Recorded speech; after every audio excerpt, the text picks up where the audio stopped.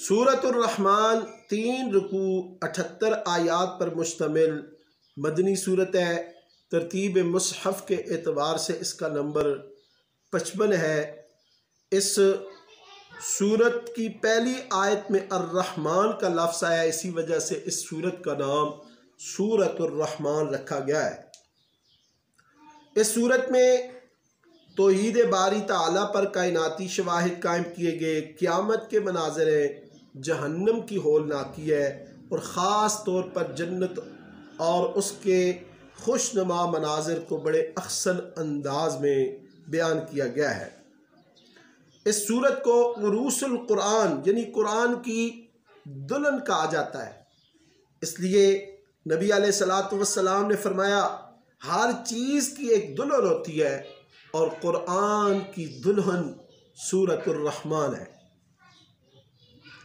اس سورت میں ایک بالکل منفرد انداز میں ایک ہی جملہ فَبِأَيِّ آلَاءِ رَبِّكُمَا تُكَذِّبَانِ 31 مرتبہ آیا ہے۔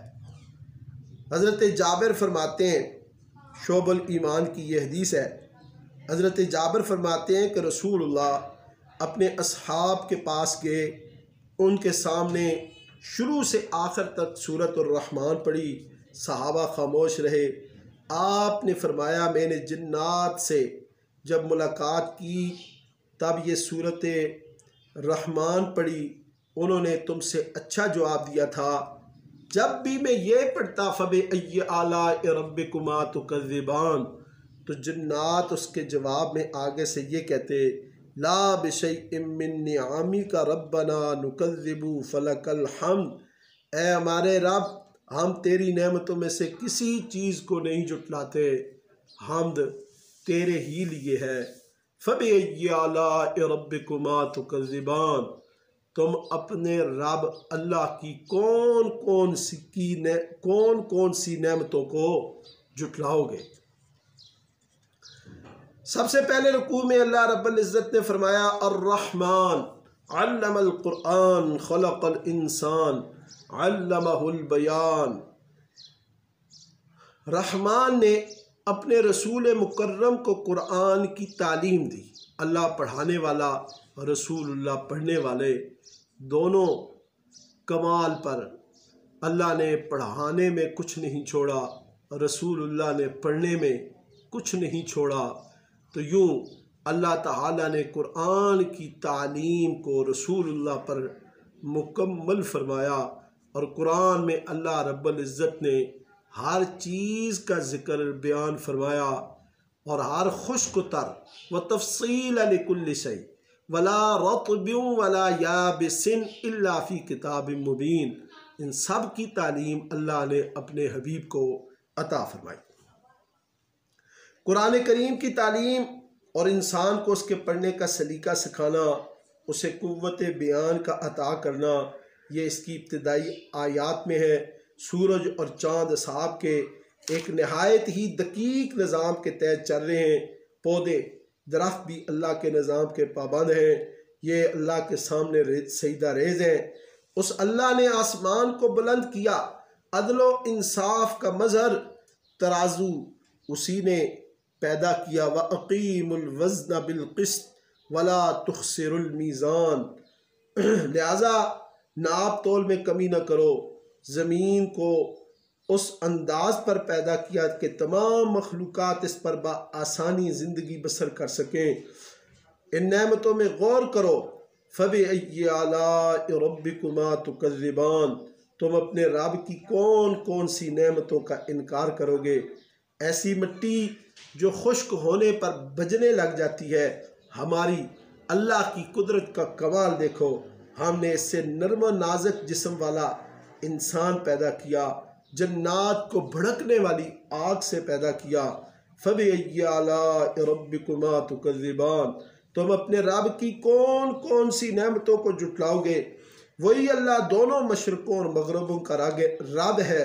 اس نے 2 سمندر جاری کیے جن کے درمیان پردہ حائل ہے، جس سے وہ تجاوز نہیں کرتے، ایک دوسرے سے ملتا نہیں، ان سے موتی مرجان نکلتے ہیں، اور پہاڑوں جیسی عظیم ضخامت والی بحری کشتیاں، بحری جہاز وہ سمندروں کے اندر تیرتے ہیں اور تمہارے سامان کو ایک جگہ سے دوسری جگہ لے جاتے ہیں۔ فَبِأَيِّ آلَاءِ رَبِّكُمَا تُكَذِّبَانِ، تم اپنے رب کی کون کون سی نعمتوں کو جھٹلاؤ گے۔ سورۃ الرحمن کے دوسرے رکوع میں اللہ رب العزت نے واضح کیا کہ فانی ہر ایک چیز ہے، باقی ہے میری ذات، باقی ہے مولا تیری ذات۔ کل من علیہ فان ویبقى وجہ ربک ذو الجلال والاکرام، صفحہ ہستی پر ہر شے فانی ہے، صرف اللہ کی ذات باقی ہے۔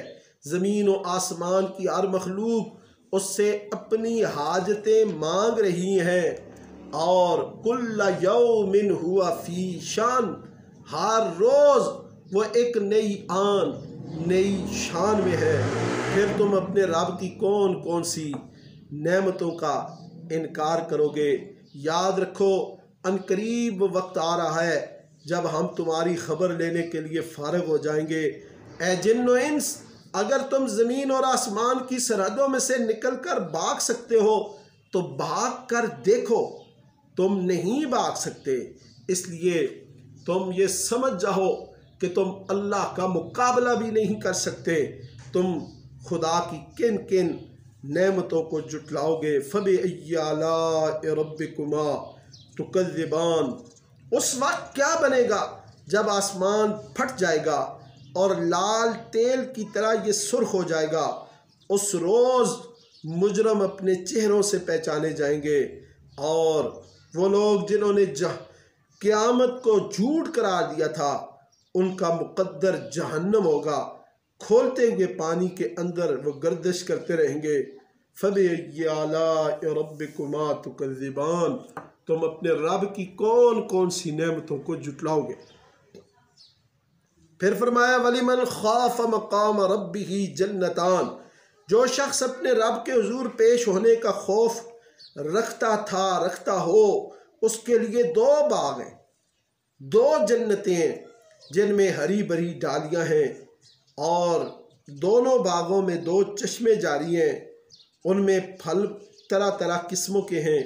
اہل جنت جنت میں وہاں تکیہ لگائے ہوئے بیٹھے ہوں گے، پھل کھاتے ہوں گے، ان کے درمیان شرمیلی نیچی نگاہ والیاں ان کی بیویاں ہوں گی، ان کو آج تک کسی نے نہیں چھوا، وہ ایسی خوبصورت جیسے یاقوت اور مرجان ہو۔ یاد رکھو حل جزاء الاحسان الا الاحسان، نیکی کا بدلہ نیکی ہی ہوتا ہے۔ فَبِأَيِّ آلَاءِ رَبِّكُمَا تُكَذِّبَانِ، تم اپنے رب اللہ کی کون کون سی نعمتوں کو جھٹلاؤ گے۔ اس کے علاوہ بھی دو باغ ہیں، گھنے سرسبز و شاداب، ان میں چشمے فواروں کی طرح ابلتے ہوں گے، ان میں بکثرت پھل کھجور اور انار ہوں گے، خوبصورت اور خوبصورت بیویاں، خیموں میں ٹھہرائی ہوئی حوریں جن کو آج تک کسی نے نہیں چھوا، وہ جنتی سبز قالینوں اور نفیس و نادر فرشوں پر تکیہ لگائے ہوئے بیٹھے ہوں گے۔ فَبِأَيِّ آلَاءِ رَبِّكُمَا تُكَذِّبَانِ، تم اپنے رب اللہ کی کن کن نعمتوں کو جھٹلاؤ گے۔ اور آخر میں اللہ نے فرمایا تبارک اسم ربک ذی الجلال والاکرام، آپ کے رب کا نام بڑا ہی برکت والا ہے، آپ کے رب جلیل و کریم کا نام بڑا ہی برکت والا ہے۔ برکت والے نام سے وہی نام مراد ہے جس سے سورت کا آغاز ہوا تھا، الرحمن۔ آخر میں دوبارہ اسی کی طرف اشارہ کر دیا گیا کہ زمین و آسمان کی تخلیق ہو، جنت و دوزخ کا وجود ہو، غرض کے سارے جہانوں میں جو کچھ ہے یہ سب کچھ اس رحمان کی رحمانیت ہی کا نتیجہ ہے۔